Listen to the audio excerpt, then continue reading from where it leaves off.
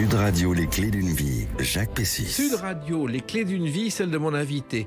Vous avez créé à la scène des personnages hauts en couleur, où l'humour noir est toujours très présent. Un militaire vous a permis de gagner la bataille de la notoriété. Après de longs arrêts de rigueur, vous remontez enfin sur scène.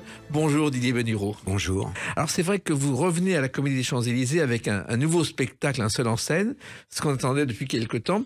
Vous avez un parcours totalement atypique entre le théâtre, le cinéma, le seul en scène, et on va l'évoquer dans les clés d'une vie à travers des dates clés. Et la première date que j'ai trouvée, ça vous dira certainement quelque chose, c'est le 8 septembre 1984. Écoutez. Le théâtre de Bouvard, ouais. C'est votre premier sketch, La grande misère des bibliothèques municipales. Vous en souvenez? Non. C'est avec, vous cherchez un livre de Jonathan John, vous avez un pull marin, quelques cheveux blonds et vous jouez avec René Hernandez. Ah oui, ça y est, voilà. Ça me revient. C'est la première apparition dans le théâtre de Bouvard. Oui. Et Bouvard d'ailleurs dit que c'est votre première télé et fait le vœu d'une grande carrière et vous fait un compliment. Ah, je sais pas ça. Comment vous êtes arrivé dans cette émission? J'ai tout simplement, je voulais faire des sketchs avec René Hernandez, oui. Et pour faire du cabaret ou je sais pas, se produire quelque part.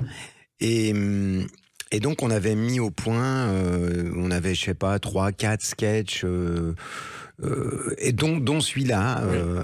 Et puis on parlait du théâtre de Bouvard, des amis, tout ça, me disait mais allez là-bas, passez une audition. Donc on a été passer une audition et voilà comment je suis rentré. C'était dur une audition avec Bouvard? Non, ça s'est passé très simplement. C'était quelques minutes, il arrêtait quelquefois les comédiens en disant ça m'intéresse pas, non. Non, nous on a été au bout et il y avait tous les autres comédiens autour qui se marraient. Donc on s'est dit c'est bon. Et donc ça a été oui tout de suite. Oui. Et dans la même émission, il y avait Philippe Chevalier qui lui aussi débutait, qui est passé juste avant vous dans cette émission du théâtre de Bouvard. Je sais pas si vous en souvenez. Parce que lui aussi débutait, il y avait une école fabuleuse de débutants. Ah oui, moi je croyais qu'il était déjà là, en fait. Il est arrivé en même temps que vous. Alors, il se trouve que dans cette émission, il y a Jean-Marie Rivière qui est votre parrain moral. Je ne sais pas si vous vous en souvenez, c'est lui qui vous annonce et qui annonce votre sketch. Ah d'accord. Voilà.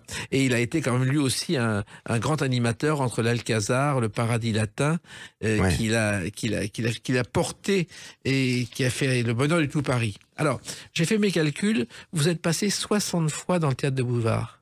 C'est énorme. C'est possible. Ah oui, c'est certain même. C'est énorme comme passage. Oui, enfin, il y en avait. Oui, enfin, puis dans ces passages, il y avait parfois, on me demandait est-ce que tu veux pas faire ci ou ça. Donc c'était des petits rôles aussi. Il y avait. On s'entraidait mutuellement. Mais c'était quand même tout à fait nouveau pour vous. Oui, c'était très, très nouveau, oui. C'était un rythme très particulier de travail. Oui. Mais est-ce que je m'entendais beaucoup avec Muriel Robin? Oui. Et c'est vrai qu'on a fait des sketchs à deux et puis même une pièce de théâtre. On va en parler justement. Mais surtout, ce théâtre de Bouvard vous rend populaire du jour au lendemain, Didier Benhureau. C'est-à-dire que dans la rue, on vous reconnaît. Oui, c'est vrai. Ça vous a surpris? Non, parce que je passais à la télé, donc les gens n'étaient pas non plus très bavards, ils me reconnaissaient, ils me sautaient pas dessus, quoi. J'étais pas une star. Enfin, de votre première télé, on ne l'a pas retrouvée. Il semble que ce soit une émission avec Patrice Laffont. Oui. Et vous jouez, vous êtes dans un groupe musical quasi folklore. Et vous recevez le premier prix. Qu'est-ce que c'est cette émission? On n'en trouve aucune trace. C'était le jeudi après-midi. Oui. Et moi, je faisais partie d'un petit groupe acoustique, c'est-à-dire guitare, flûte. On est 3 garçons et une femme. Et il y en avait oui, c'est ça. Et il y avait un des garçons, un des camarades là, qui avait écrit une chanson. Et donc, comme il y avait, je crois que toutes les semaines il y avait des amateurs qui passaient pour chanter. Et donc nous on a fait l'audition, on a été retenus. Et donc on est passé à la télé et quelques mois plus tard ils ont dit vous êtes le meilleur groupe qu'on ait eu, donc c'est vous qui vous allez recevoir une médaille d'or. Voilà. Alors je crois que dans le groupe il y avait Amaury Blanchard. Non. Il n'était pas là parce qu'il a non, joué... Amaury Blanchard c'est un batteur. Voilà. Donc il n'était pas dans ce groupe, mais il était dans la même émission. Il a été votre rival dans la même émission. Non. Si, dans une autre séquence. Il était batteur alors. Oui, batteur dans un orchestre, voilà. Alors, la musique, pour vous, ça a commencé, Didier Bénureau, à 15 ans, avec une guitare et des cheveux longs. Ce qu'on ne peut pas imaginer aujourd'hui. C'est vrai. C'est venu comment? La guitare, je pense qu'elle est venue de mon cousin qui jouait un petit peu de guitare et qui habitait pas loin de chez moi. Et donc, je le voyais avec sa guitare et ça m'a donné envie d'en faire. Et voilà, j'ai même travaillé, je me souviens, pour m'acheter ma première guitare. J'ai travaillé dans une usine pendant les vacances de Pâques, je me souviens. Et je me suis acheté ma première guitare. À l'époque, vos idoles, c'était Brassens, Graham Allwright, les Beatles et Maxime Le Forestier. Oui, c'est vrai. Ouais. Et puis d'ailleurs, Maxime Le Forestier, il m'a... il m'a inspiré. J'ai eu envie de jouer mieux de la guitare, de faire du picking, voilà, parce qu'il joue très bien de la guitare. Et il y avait Le Douarec qui était son soliste. Et ça m'a encouragé à travailler mon jeu de guitare. Et Le Forestier, à cette époque, débutait. Il avait quitté Catherine Le Forestier et sa sœur, avec qui ils avaient eu un succès avec La Petite Fugue. Et ils avaient appris le métier, les premiers cours de musique avec le trio Fontana Rosa. Piano, violon et violoncelle, et qui est devenu célèbre ensuite. C'était leur copain d'enfance. Alors, c'est vrai que Courbevoie, vous avez grandi dans un 2 pièces en face du pont de Courbevoie. C'est vrai, dans un vieil immeuble quand j'étais tout petit. Je suis parti, je crois, j'avais une dizaine d'années. Voilà. Et c'était vraiment, il y avait 5 enfants, c'était pas. Il y avait 5 enfants. C'était pas facile. Il n'y avait pas de chauffage. Il fallait ramener le bois. Il y avait un poêle. Enfin, c'était un très vieil immeuble. Et j'y suis resté, je vous dis, je pense 8-9 ans, et jusqu'à 8-9 ans, peut-être 10 ans, et après, on n'était pas loin, mais on avait on vivait dans un HLM grand, voilà, c'était, très confortable même. Et l'école primaire, c'est à Courbevoie, et je crois que vous conservez un souvenir pas terrible du directeur, monsieur Argot. Il était un peu... vieille France, et puis alors il passait dans les rangs, et puis il faisait des tapes sur les cuisses sur ceux qui se tenaient pas droit. C'était pas très grave, mais c'était c'était la vieille France. Quand vous étiez mal aligné, il criait alors on fait le badaud. Alors on fait le badaud, hein, Bénureau, on fait le badaud. Ça vous arrivait souvent? Moi j'étais un peu rêveur, donc des fois j'étais pas dans le mouvement, quoi. Et vous avez redoublé votre CE2, c'est quand même assez rare. J'ai redoublé sur votre biographie, vous dites que vous avez redoublé votre CE2. Ah bon? Oui. C'est bizarre, j'ai pas... vous l'avez écrit en tout cas. J'ai écrit, ah bon. Alors est-ce que c'est pour rire? Peut-être. Peut-être, parce que finalement vous étiez un élève correct? J'étais un élève moyen. Oui. Oui. C'était pas ce qui vous intéressait le plus au monde? Non. Mais vous avez été aussi enfant de chœur. Ah oui, j'étais enfant de chœur, parce que mon frère aîné était enfant de chœur, et il était grand clerc même, lui. Et donc, je me suis dit, moi je veux faire comme mon frère, hein, je veux être enfant de chœur. Hein. Et j'ai fait ça pendant plusieurs années, et ça ne m'a jamais... comment dire... J'y suis toujours allé, enthousiaste, et avec le recul... Je me suis dit que c'était peut-être là que mon envie d'être comédien, parce que ce qui m'intéressait, c'était de faire l'office, c'est-à-dire j'aurais pas été à l'église toutes les semaines pour être dans le public. Moi, ce qui m'intéressait, c'était de servir les burettes, de lire, de participer à ça. C'était ça et je regardais les gens. Et je me souviens d'un prêtre qui avant d'officier, tire le rideau et qui regarde, il dit bon public aujourd'hui. Et c'est vrai que c'est le fait de participer qui m'enthousiasmait. Et vos débuts sur scène, ils sont liés à cette chanson. Car vous avez débuté comme lapin à la Maison de la Culture, oui, je crois, de Villeneuve-la-Garenne. C'était quoi ce spectacle? Je m'en souviens à peine. Je me souviens que j'étais déguisé. Mais après, ce qui s'est passé après, je ne sais plus. Vous avez fait rire, en tout cas. Ça vous a marqué. Ah mais oui, parce qu'on avait, à la Maison de Culture de Villeneuve-la-Garenne, il y avait donc un ami avec qui je faisais le groupe, qui organisait des soirées culturelles avec des chanteurs, des gens qui venaient réciter des textes, ou parfois des prestidigitateurs, etc. Et donc moi j'ai appris un peu la scène, parce que j'étais quand même timide, je le suis toujours d'ailleurs, mais passer en public, ça me faisait peur, mais j'ai pris du plaisir. J'ai plus pris du plaisir en faisant les clowns, parce que ce copain adorait faire rire, et il disait venez, on va faire un sketch. Bon, c'était à la va comme je te pousse, mais c'était pas terrible. Mais je me suis aperçu que j'avais beaucoup moins de trac en faisant l'imbécile qu'en jouant de la guitare. Parce que la guitare, j'avais peur de me tromper, enfin, j'étais un amateur et je pouvais pas devenir professionnel. Et c'est là que j'ai découvert que je pouvais faire rire. Oui, et vous avez aussi... Je me sentais libre, en fait. Voilà, et vous avez été libre tout au long de votre carrière, et vous avez continué avec une date importante, le 12 mai 1989. A tout de suite sur Sud Radio avec Didier Benhureau. Sud Radio, les clés d'une vie, Jacques Pessis. Sud Radio, les clés d'une vie, mon invité Didier Benhureau. Nous parlerons tout à l'heure de Benhureau entier à la Comédie des Champs-Élysées, votre retour sur scène. Et on revient à une date, le 12 mai 1989, votre premier grand rôle au cinéma. Écoutez. J'ai beau tous vous connaître. Vous regardez. Trop belle pour toi, Depardieu, Bouquet, Balasco et vous. Oui. Et ça, c'est né par hasard d'une station-service. Oui, c'est... Enfin, c'est un petit peu plus... oui, une station-service, mais c'est...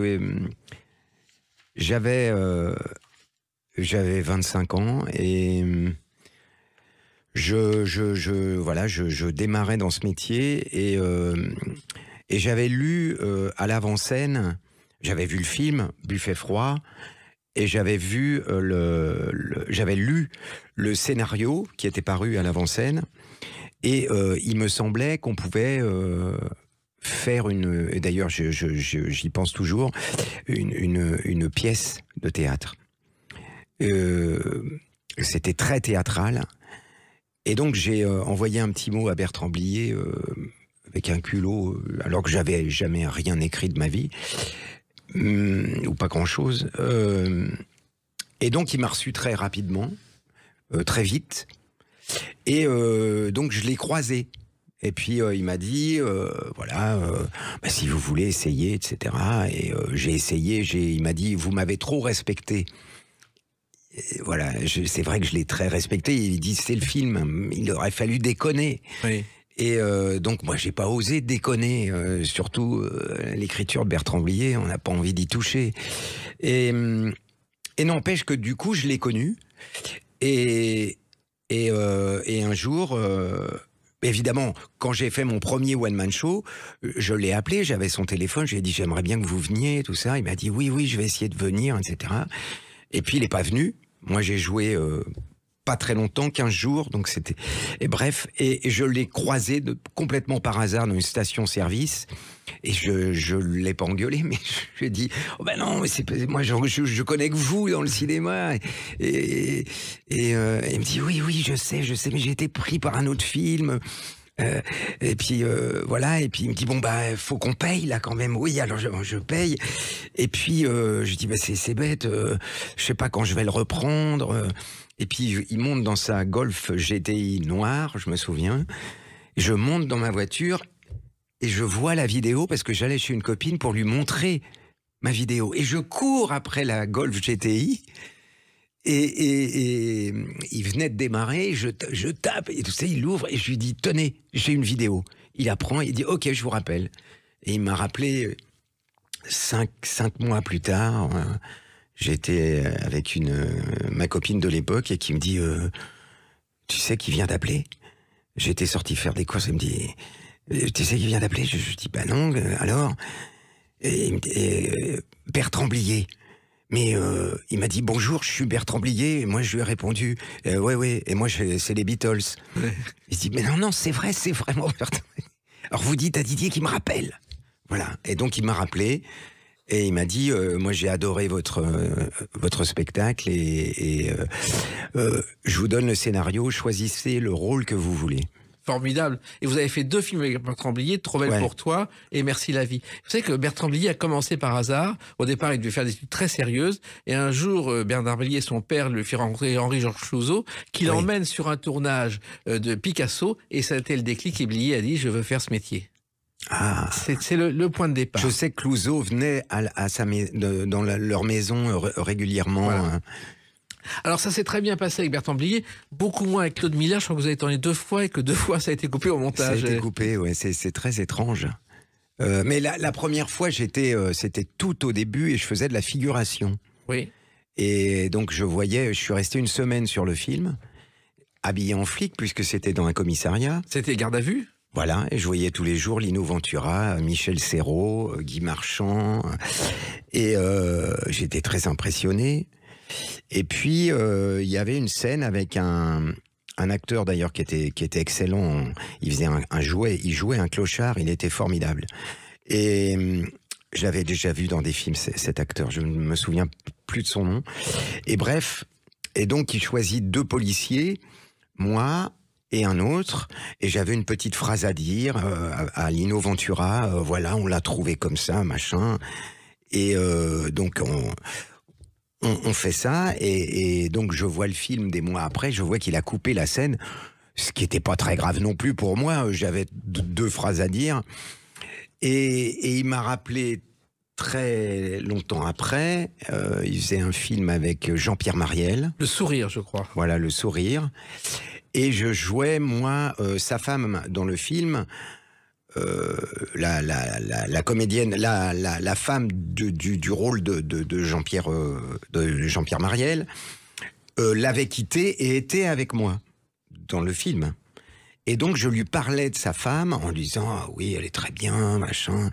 Et du coup il a coupé la scène parce qu'il m'a dit mais ça n'a rien à voir avec votre jeu, avec votre jeu à tous les deux, ça n'a rien à voir. C'est que c'est une scène qui est pas bien par rapport à l'histoire et qui donnait trop d'indications, et donc je l'ai coupé, voilà. Mais c'est... Alors vous avez eu plus de chance avec Comencini, avec Marcellino, qui est le dernier film de Comencini. Alors il y a 2 Français qui tournent, Bernard-Pierre Donadieu et vous. Ça c'est quand même étonnant, ça. Oui, ça c'est... Il m'a choisi, je crois qu'il y a une directrice de casting qui a envoyé des photos et il a demandé que je fasse un essai devant la caméra, ce que j'ai fait, et on m'a dit bah tu pars de moi en Italie avec Comencini, qui était un homme délicieux, adorable, avec une gentillesse avec les comédiens incroyable, comme il protégeait les comédiens et il n'osait pas dire ce qu'il pensait dans le travail d'acteur, il donnait un mot, il savait pas comment, pour pas déranger l'acteur, pour qu'il reste bien concentré. Alors, il n'y avait pas de directive, il y avait peut-être tout pourrait, tout, tu vois, tout, il faisait des signes comme ça, et il était d'une délicatesse et d'une gentillesse incroyable, ce monsieur. Moi, je l'ai en tête, là. C'était quelqu'un de très charmant, très charmant. Alors, il y a eu le cinéma et le théâtre. Et le théâtre, vous avez débuté, je crois que vous avez écrit une première pièce qui s'appelait La 3e jambe du carrosse. Et ensuite, il y a eu cette pièce avec Muriel Robin, qui débutait aussi, qui est Maman, donne-moi ton linge, je fais une machine. Ouais, ça aussi, c'est une aventure. Ça tous les deux. Ouais. Ouais. C'est venu comment du théâtre de Bouvard? Oui, c'est venu de notre complicité au théâtre de Bouvard. Parce que moi, je faisais le le faible et elle, une femme forte et avec du caractère. Et ça marchait très bien, cette ambivalence tous les deux. Le personnage directif et puis l'autre et puis on a pensé à ça et on a écrit la pièce tous les deux et les gens riaient beaucoup parce que c'est un fils de 30 ans et elle vous parle comme si vous aviez 12 ans en gros, c'est ça? Exactement. Et elle faisait aussi la fiancée. Elle faisait les deux rôles, c'est-à-dire qu'elle partait en blouse de la maman et puis elle revenait maquillée pour faire la fiancée. À l'époque, elle débutait, elle n'avait pas encore commencé ses sketchs, ses seuls en scène avec Pierre Palmade. Oui, mais elle avait un grand talent. Et je crois que la première a eu lieu à Montclar, dans la troupe de Roger Louret, où elle avait débuté. Absolument. C'est là qu'on a fait la première de Maman, donne-moi ton linge, je fais une machine. On a fait la première là-bas. Et ensuite, vous avez fait une tournée, vous avez fait Avignon-Lyon. Je crois qu'il y a eu 130 représentations avant de venir à Paris. C'était assez étonnant. Dans des petites salles à l'époque, personne ne vous connaissait. Ou vous connaissez à cause du théâtre de Bouvard, mais c'était assez particulier. Ouais. Et il y a des photos qui sont encore sur Internet où vous êtes avec un petit chien dans les bras. Ah, c'est le chien de Muriel. Voilà. C'est un petit Milou. Un petit Milou, oui. Oui, c'est ça. Ouais. Alors, ça veut dire aussi que cette pièce, ça a été vraiment votre apprentissage de la scène en dehors de Oui. Et c'était facile. Il y avait quelque chose de très simple et dans notre jeu. Enfin, ça venait tout seul parce qu'on était complémentaires. Elle en personnage fort et moi dans un pauvre garçon, vieux garçon timide et bébête. Ça marchait, ça allait tout seul.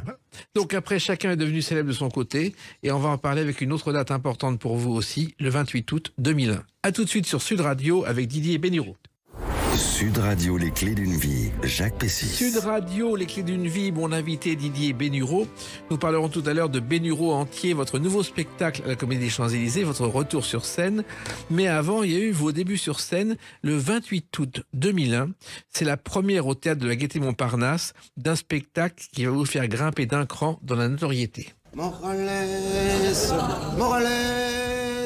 disparu au champ d'honneur pour sauver les trois couleurs. Voilà, Morales, ça a été un personnage qui a marqué votre vie et qui a débuté avec ce spectacle à la Gaîté-Montparnasse. Ouais.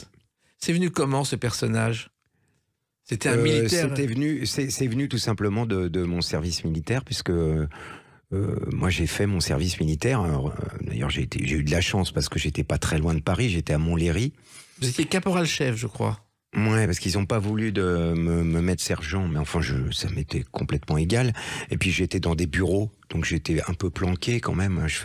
Je décomptais les permissions de tout le régiment. Oui. À appeler comme engagé. Voilà. Et c'était un gros travail. Oh, et ça m'est venu des chansons pas très fines, les chansons militaires pas très fines, quoi. Et je me suis dit, tiens, je vais faire une fausse chanson militaire, voilà, d'un débile léger, d'un caporal-chef pas très fin, et on m'a dit, je me souviens très bien, il y en a qui m'ont dit, mais ça va faire rire ceux qui ont fait l'armée, mais ceux qui l'ont pas fait... chanson sur l'armée, franchement, ils vont pas se marrer, ils vont rien comprendre. Je dis, écoute, moi, ça me fait rire, je me fais confiance, je me dis, ça me fait rire, je fais. Et il se trouve que ça a eu énormément de succès, peut-être parce que les paroles sont naïves, enfantines. J'ai même vu des petits garçons chanter ça, je me suis dit, mais ils n'ont aucune référence. Non, apparemment, il n'y a pas besoin d'avoir de référence pour rire. C'était le personnage avec ces liaisons mal à propos, justement. Ces liaisons, ça ressemble à une chanson militaire aussi.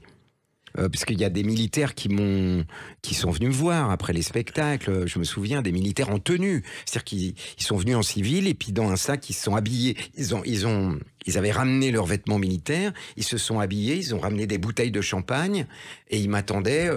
Et il m'a dit, non, vous vous moquez pas de nous, vous moquez de nos codes. Et nos chansons sont débiles, je vous le confirme. Alors, ça, c'était le clou de votre premier spectacle, de votre premier seul en scène. Enfin, c'était un seul en scène le plus important au théâtre de la Gaîté, Montparnasse. Ça a fonctionné tout de suite. Le public a commencé à monter en puissance. Vous avez vu oui, c'est vrai de que plus en plus de monde dans la salle. Énormément sur Rire et Chanson d'ailleurs. Oui. Et ça a popularisé le sketch. Et il y a eu plusieurs Morales, il y a eu des chansons, il y a eu tout un tas de dérivés de Morales. Oui, il y avait un producteur qui voulait absolument mettre de la musique derrière, ce qui en fait servait à rien. Mais bon, donc j'ai fait le fameux CD, mais je suis pas sûr qu'il ait beaucoup été vendu. Je pense que c'était mieux en direct avec le public. Et effectivement, les gens attendaient ce sketch, quoi qu'il arrive, tous les soirs. Ah, c'est possible, oui. Alors, il y avait eu avant, le seul exemple que je connaisse de sketch militaire, c'est Fernand Reynaud, qui défilait qui faisait le défilé militaire, qui concluait ses spectacles. C'était une fausse sortie, c'était les rappels, et ça durait 8-10 minutes, et il défilait, il marchait avec une rigueur totale. Je me souviens d'avoir vu ça à la télé. Ouais, et c'est qu'il y avait une rigueur militaire, Fernand Reynaud, il ne supportait pas un bruit dans la salle. Un soir à l'Olympia, au 3e rang, il y a des enfants ou des adolescents qui commencent à manger des bonbons, il a arrêté le spectacle, il est descendu dans la salle, il a pris les bonbons en disant « je vous les rendrai à la fin du spectacle ». C'est assez extraordinaire. Oui, ça casse l'ambiance quand même. Alors, c'est vrai qu'il y a eu ce Morales qui a bien marché, mais parallèlement, vous avez eu une carrière de théâtre aussi étonnante avec des thèmes très différents. Par exemple, il y a un spectacle qui a très très bien marché, c'est Les Brèves de comptoir, avec Jean-Michel Ribes. Oui, c'était en 1994. Voilà. Comment vous êtes arrivé là-dedans ? Parce que Jean-Michel Ribes est venu voir mon spectacle dans un petit théâtre. Je cherche. C'est pas le Bec Fin, non? C'est pas. Non, c'est pas le Bec Fin. Je sais pas si ça existe encore. Les Déchargeurs. Les Déchargeurs, oui, ça existe encore. Ça existe encore. Ouais. Les Déchargeurs. Donc vous êtes passé là-bas et il vous a vu. Et il a dit. Oui, j'avais. Je crois que c'est Gamelon, le comédien Laurent Gamelon, qui est venu voir mon spectacle, qui lui travaillait avec Jean-Michel Ribes, qui a dit il faut que tu ailles voir Bénureau. Et donc à la sortie du théâtre, il m'a dit je monte une pièce, vous venez dans la pièce. Vous connaissiez Les Brèves de comptoir ? Les livres de Jean-Marie Gouriot. C'est qu'il a une façon très particulière. Il allait dans les cafés toute la journée. Je le connais bien maintenant. Ouais, il écoutait en permanence et il notait. Seulement, il buvait des coups à chaque fois. Donc, à la fin de la journée, il n'arrivait pas à relire les notes qu'il avait prises. Il y a eu des manques dans le livre assez étonnants. Possible, oui. Alors, c'est là où on voit la variété de votre parcours. Il y a aussi bien Morales que Les Brèves de comptoir. Et puis, vous avez joué Oncle Vania quand même, avec Philippe Torton. Et a priori, c'est pas votre univers, Didier Bénureau. Bah, c'est peut-être pour ça que j'ai accepté. Oui. Parce que je me suis dit, ça va me changer. Et on a pensé à vous, alors que c'est pas du tout votre personnage, pour Oncle Vania. C'est assez étonnant. On n'aurait pas imaginé au départ que vous auriez pu jouer ce genre de rôle. Oui, peut-être. Et ça vous a plu, ça vous a touché? Ah oui, c'était une expérience intéressante. Et puis avec Philippe Torreton, c'est vrai que c'était... c'est un super comédien, hein. Ça c'est certain. Et... Surtout que vous n'avez pas fait le parcours classique du comédien, vous n'avez pas fait le conservatoire. Vos cours de théâtre, c'était la MJC de Villeneuve-la-Garenne. Un peu, oui. Non, Non, mais le one-man show m'a beaucoup aidé là-dessus, sur le plan de la comédie et du jeu. Parce que ça demande beaucoup de rigueur quand on est seul sur scène. Moi, j'improvise jamais. Il n'y a pas un mot de plus. Tout est préparé. Ah oui, bah oui. Faut garder le rythme. Il y a tout un... Oui. Alors, il y a eu Tchekhov. D'ailleurs, il faut savoir que la pièce a été créée à Moscou en 1897. Elle n'a pas eu de succès. Elle a fait une tournée de 2 ans en province, dans toute la Russie. Elle est revenue. Elle est devenue un classique.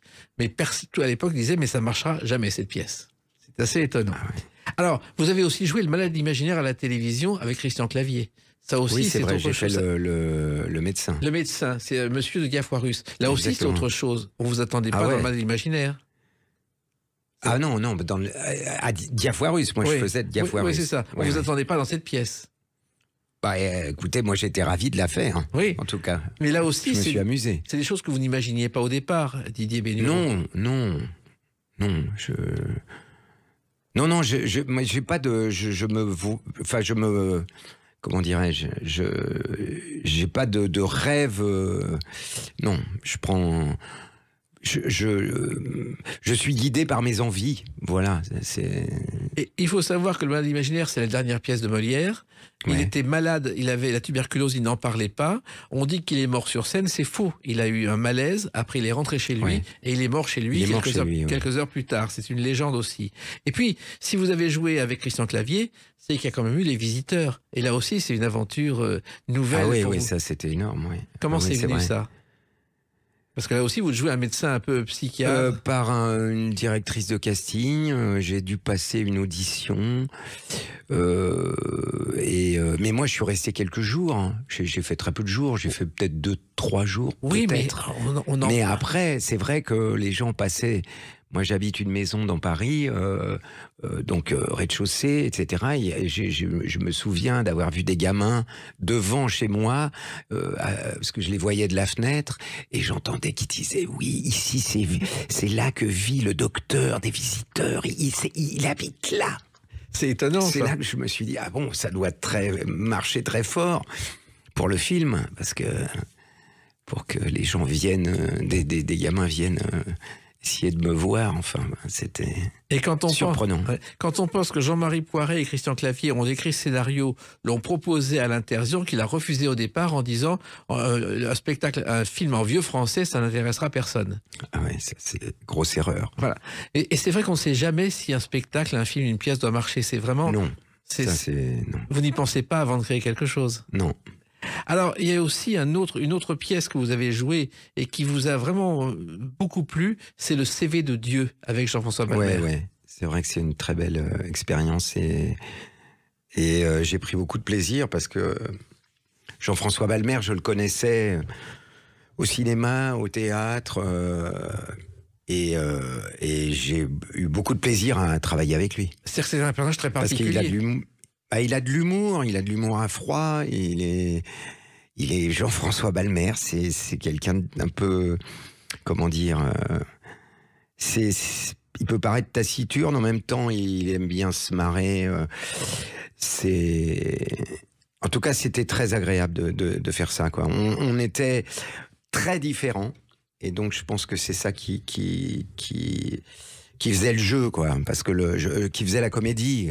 On est très différents, on fonctionne pas pareil, et je pense que le duo c'était vraiment un duo de comédie. Ouais. Il a une particularité, c'est-à-dire que c'est le seul Suisse que je connaisse qui paye ses impôts en France. C'est assez rare. Alors, il y a eu aussi Scène de ménage. Parce que il y a aussi Scène de ménage. Vous êtes depuis 1 an avec Fanny Cotenson. C'est vrai. Comment c'est arrivé, ça ? Eh bien, on m'a appelé pour passer une audition. Et j'y suis allé et j'ai été pris. Là aussi, c'est un travail très différent. Ah, c'est très différent, oui. Oui. C'est de la comédie. Il faut faire... on enregistre pas mal d'épisodes dans la journée. Oui. C'est toute une gymnastique, oui. Parce qu'il faut apprendre les textes très très vite en plus. Il faut apprendre les textes, pas très vite, mais ça dure un certain temps aussi quand même. Hein. Voilà. Ouais. Moi, il me faut 2 jours à peu près, voire plus, pour apprendre les textes. Ouais. Vous êtes un retraité d'une entreprise des transports Gilbert, c'est ça ? C'est exact. Gilbert, c'est un gros beauf. Et ces rôles-là vous ont toujours amusé ? Oui, oui, bien sûr. Parce que ça fait partie vos personnages sont toujours... Ils sont populaires. Voilà. Mais c'est calqué sur la réalité. C'est-à-dire que ce n'est pas inventé. Vous avez observé avant de créer votre personnage. Oui, je dois observer les gens, mais je me le dis pas. Si dans l'écriture je vois à peu près le personnage, voilà, ça vient comme ça. Hein. Je pense que les acteurs... Ils composent comme ça avec leur imagination, mais on calque pas un modèle, on essaye on est tous multiples. On est tous des beaufs à un moment, on est tous des amoureux à un moment, on est tous des fragiles à un moment, ou au contraire, beaucoup de culot, on est multiples. Donc après, c'est comme un peintre, on se dit, tiens, c'est un gros con, ça m'est arrivé d'être con, donc... Donc voilà. Eh ben, écoutez, c'est la base justement de ce spectacle qu'on va évoquer à travers la date du 26 janvier 2024. À tout de suite sur Sud Radio avec Didier Bénureau. Sud Radio, les clés d'une vie, Jacques Pessis. Sud Radio, les clés d'une vie, mon invité Didier Bénureau. Alors, on a évoqué votre parcours multiple avec tout ce que vous faites jusqu'à aujourd'hui. Et retour à la scène le 26 janvier 2024 à la Comédie des Champs-Élysées avec Bénureau entier. Et là aussi, c'est un retour qu'on attendait parce que le seul en scène où vous avez eu beaucoup de succès, vous avez arrêté pendant quelques années. Quelques petites années parce que j'ai tourné en province aussi. Bien sûr, mais il n'y avait pas de nouveau seul en scène depuis quelques années. Et les gens disaient, est-ce qu'il va reprendre? Certains s'interrogeaient. Bah là, c'est un mélange. Il y a des sketchs anciens et des sketchs nouveaux. Oui, c'est aussi une de vos spécialités. C'est-à-dire que vous avez monté petit à petit des sketchs. Moi, je me souviens que Bobo a été un spectacle étonnant qui a tourné dans plusieurs théâtres parisiens avant d'aller en tournée en France. Oui. C'est aussi quelque chose. Vous avez toujours monté en puissance vos seuls en scène. Oui, puisque j'ai terminé même à l'Olympia. Oui, c'est fou. Hein. Il y a eu La Cigale, l'Olympia, et là le nouveau spectacle. Donc il y a des classiques parce que les classiques, vous ne vous en séparez pas. Non. Mais j'ai vu une émission il y a quelques années présentée par Daniel Picouli où en faisant Bobo, vous disiez que vous ne joueriez plus Morales. Ah, c'est possible. Oui. Bah, je vais le jouer quand même. Voilà, parce que ça aussi, c'est quelque chose que vous avez abandonné, que vous êtes forcé de reprendre. Ah, je suis pas forcé, non, j'ai même hésité, je me suis dit je le fais pas, et puis mon metteur en scène il dit bah, fais-le, ça fera plaisir aux gens, et puis ça fait longtemps que je l'ai pas fait, donc je peux retrouver quand même, j'arrive à m'amuser. Voilà, c'est ce qui m'importe. Alors justement, chacun de vos spectacles, quand je dis monter en puissance, c'est-à-dire que vous avez eu des salles de plus en plus grandes, avec un public et plusieurs générations qui sont venues. Les anciens et les enfants. C'est possible, oui. Et ça vous surprend de monter comme ça en puissance, parce que vous démarrez toujours timidement. Oui, oui, je préfère une salle pleine moyenne qu'une grande salle avec. Enfin voilà, je me dis, ça fait longtemps que je suis pas monté sur scène et d'ailleurs le studio des Champs-Élysées, c'était ma première production. J'avais plus de producteur et je me suis dit tiens, je vais monter une société de production pour me produire tout seul. Et j'ai pris ce lieu. Ça a très bien marché. Puis après, j'ai été au Splendide où je me suis baladé un peu dans des théâtres parisiens. Et là, je me suis dit, je vais retourner aux sources. Aux sources, ouais. Alors, il y a des classiques et des nouveaux personnages avec un point commun, c'est l'humour noir. L'humour noir, c'est une de vos marques de fabrique. Oui, c'est ça. Mais quand j'entends ça, je me dis, mais qu'est-ce qui est noir? Oui, les personnages. Enfin, moi, je fais ce qui m'amuse et... Alors, on peut dire que c'est noir, mais... En fait, ce qui me fait rire, c'est la bêtise, la mauvaise foi, enfin, bref, les gens pas très recommandables, et c'est ce qui m'amuse. Alors, on appelle ça noir, mais moi, je trouve ça... c'est drôle. Oui, mais vous avez eu un Grand Prix de l'humour noir quand même. C'est vrai, j'ai eu un Grand Prix de l'humour noir il y a quelques années. Ouais. Et d'ailleurs, le symbole de l'humour noir, c'était Harakiri. Harakiri, qui a dans le slogan « Le journal bête et méchant » n'est arrivé qu'au 7e numéro, ce qu'on ne sait pas. Et quand la société marchait bien, ils avaient racheté un journal de bande dessinée, Charlie, et quand Harakiri a été interdit avec Bal tragique à Colombey, Charlie est sorti derrière parce qu'il fallait bien avoir un titre de journal. Ah ouais. C'est comme ça que c'est né. Alors, j'en reviens à ce spectacle Bénureau entier, c'est-à-dire qu'il y a quand même des nouveautés et des gens dans l'actualité. Il y a un gauchiste complotiste d'abord. C'est le genre de personnage qui vous fascine. Ah oui, c'est des gens qui me font rire, ça. Et il y a aussi un SDF du Cap Ferret. Ah, SDF du Cap Ferret, oui. Il y est pas. Il y est pas parce que ça. Non, parce qu'il n'est pas fini. Mais aujourd'hui, vous risquez pas avec les réseaux sociaux d'avoir quelques personnages un peu de vous faire traiter par tous les noms. Ça vous gêne pas? Non, ça me gêne pas, ça. Et il y a aussi un enfant anti-écolo. Oui, c'est ça, exactement. Piloté par son père. On voit bien que c'est un petit garçon il aime son papa et il répète son papa qui était un productiviste ou enfin qui a rien à foutre des écolos et donc il répète, mais en même temps il critique son père, sa mère. Ouais, ça parle d'écologie. Ouais, c'est un sujet qui vous fascine, l'écologie? Oui, mais en fait, je démarre jamais un sketch sur un thème, je démarre mes sketchs sur un personnage. Alors je lui fais dire des trucs et je me dis, ah bah tiens, lui, ça lui correspond bien, tiens. Voilà. Mais c'est pas, voilà, c'est pas pour dire je vais parler de l'écologie, je me dis, tiens, s'il parle comme ça, tiens, il va parler de ça et des animaux qui savent faire des choses que nous, on sait pas faire. Voilà. Mais je prends pas des thèmes, quoi. Je prends des gens. Vous travaillez vos personnages comme un peintre, c'est-à-dire que vous commencez à définir sa posture. Voilà, exactement. Comment il parle. Mais j'ai une idée, en général, j'ai une idée une sensation, voilà. Et puis je le fais parler, puis je me dis, ah bah tiens, ça lui va bien. Alors, il y a aussi une intervention du président de la République dans votre spectacle. Oui, c'est vrai. C'est assez original. C'est né comment, ça? Je sais pas si ça va marcher, parce que je me dis, mais je sais pas, parce que c'est pas facile, parce que je m'inspire un peu de notre président, Oui. mais en même temps, c'est pas, comment dirais-je, j'essaye pas d'imiter c'est un, on peut y voir des, oui. Mais c'est venu en le voyant, oui. Mais en le, comment dirais-je, en le changeant. Voilà, c'est pas une caricature, c'est un autre personne. D'ailleurs, je suis blond. Enfin, voilà, c'est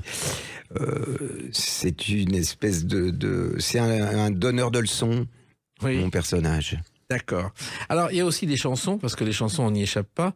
Il y a quand même un rap assez particulier, je crois, dans votre spectacle. Oui, qui s'appelle Best of Femme. Oui. Là aussi, c'est l'observation de notre société? Bah oui, je crois. Moi, quand j'étais jeune, adolescent, on n'avait pas le droit d'aller voir des films pornographiques. Oui. Et c'était interdit. C'était interdit. Alors, il y en avait qui disaient, oui, mais si dans tel cinéma, tu peux aller en voir un, etc. Et tout était réglementé. Alors que là, c'est quand même étrange. Un garçon de 7 ans peut aller sur Internet et il a une idée de la sexualité, c'est une horreur. Enfin, c'est dingue qu'on soit passé d'une libération totale. Et je pense que vous le traitez à votre façon. Et puis il y a une lettre de candidature à Daesh par un pauvre type. Alors ça a été, oui, c'était, mais alors ça pas. Bon, j'ai essayé en province, j'ai vu que ça riait pas trop Daesh sur Daesh. Donc vous avez arrêté. Donc j'ai arrêté. Peut-être que le sketch n'était pas assez drôle, tout simplement. Mais vous allez le peaufiner parce que quelquefois vous faites un sketch, vous le reprenez quelque temps après. Oui, ça peut arriver, ça.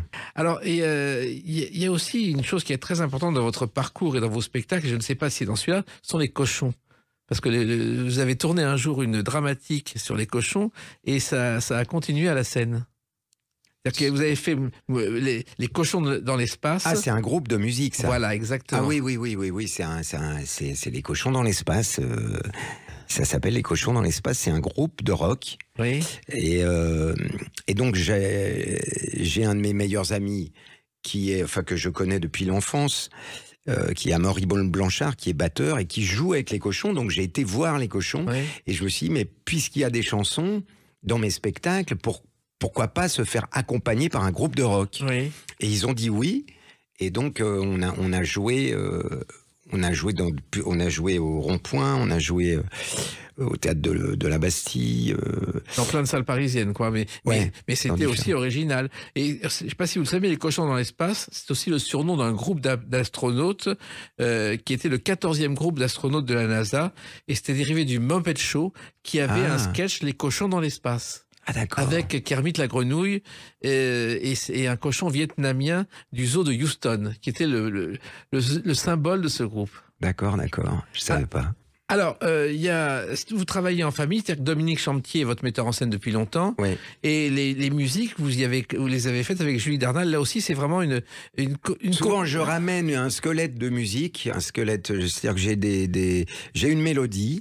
Et puis Julie, elle me fait l'arrangement Et parfois, elle dit, tu vois, au lieu de faire ça, tu pourrais faire ça, etc. Donc la mélodie, elle se fait à deux, notamment sur une chanson qui s'appelle Premier baiser, qui n'est pas une chanson drôle d'ailleurs. J'ai fait une chanson charmante, mais c'est peut-être la première fois que j'ai une chanson qui n'est pas drôle. Mais c'est une chanson qui correspond aussi à notre société. Peut-être. Parce qu'on connaît Premier baiser, la série de sitcom de TF1 de Jean-Luc Azoulay, mais là, ça n'a rien à voir. Ça n'a rien à voir. C'est autre chose.